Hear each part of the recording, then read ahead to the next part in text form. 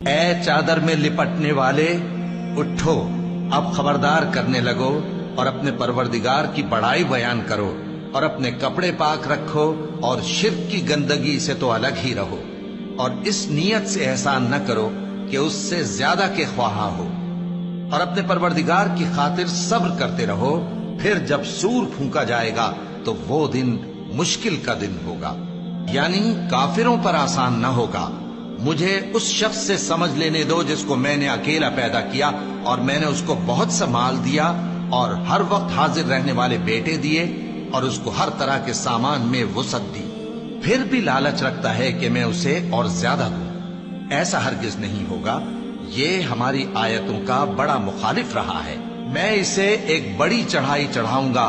इसने गौर फिक्र किया और एक बात ठहरा ली, ये मारा जाए। इसने कैसी तजवीज की